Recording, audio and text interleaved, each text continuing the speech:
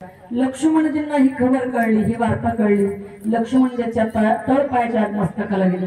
कुणी सांगितलंय म्हणजे लक्ष्मण म्हणजे शेषनागाचा अवतार आहे बरं का। शेषनागाचा खुस त्यांचं सारखं सुरूच असतं। रागीट आहेत लक्ष्मण। मी तर म्हणेन श्रीरामासोबत वनवासामध्ये लक्ष्मण गेले ते बरं झालं बरं का भाऊ। श्रीरामासोबत वनवासामध्ये लक्ष्मण गेले ते बरं झालं।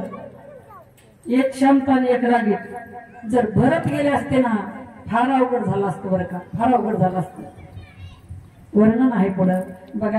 लक्ष्मणाला कळलं। लक्ष्मण पटकन आपल्या बंधूजवळ आले। सांगितलं भैया वनवासात जायचं नाही। कोणी सांगितलं वनवासात जायचं? मला त्याचं नाव सांगा, मी त्याचा बंदोबस्त करतो।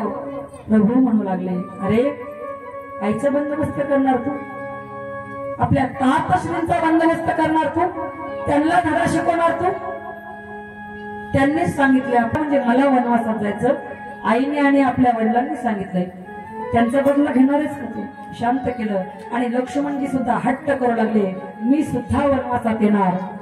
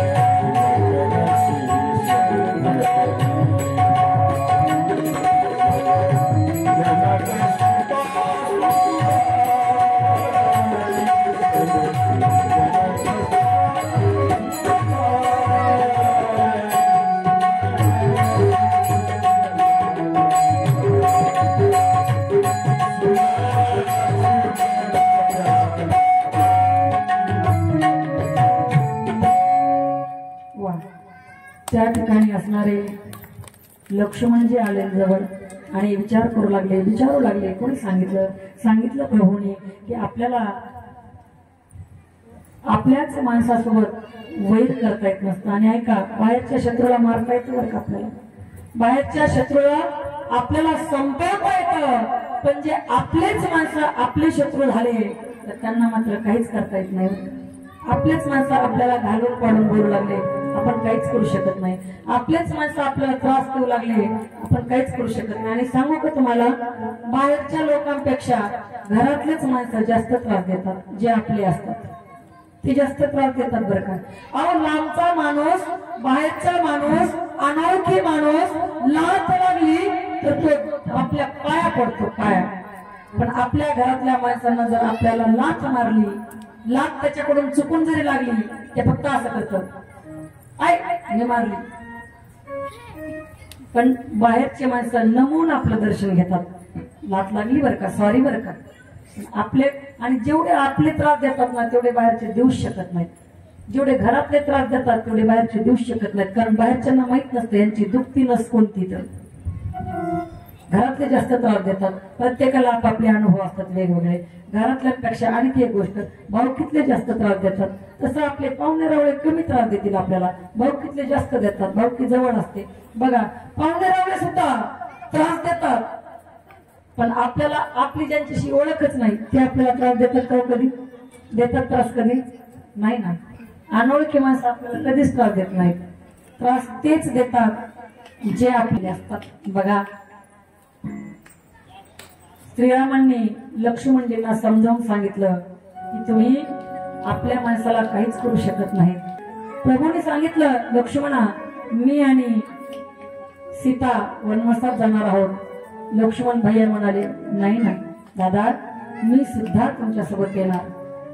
तेव्हा श्रीरामांनी सांगितलं, अनेक प्रकारे समजावून सांगितलं, पण लक्ष्मणजी ऐकायला तयार नाहीत। मी येणार म्हणजे येणार तुमच्यासोबत। तेव्हा श्रीराम प्रभू म्हणाले जा आणि जाऊन मातेची आज्ञा घेऊन या। लक्ष्मणजी गेले सुमित्रा मातेकडे. सुमित्रा मातेला वंदन केलं, साष्टांग प्रणिपात केला आणि लक्ष्मणजी म्हणू लागले, आई तुला काही समजलं का? हो रे बाळा, समजलंय. फार त्रास होतोय, अंतःकरण फार दुखवलं आहे.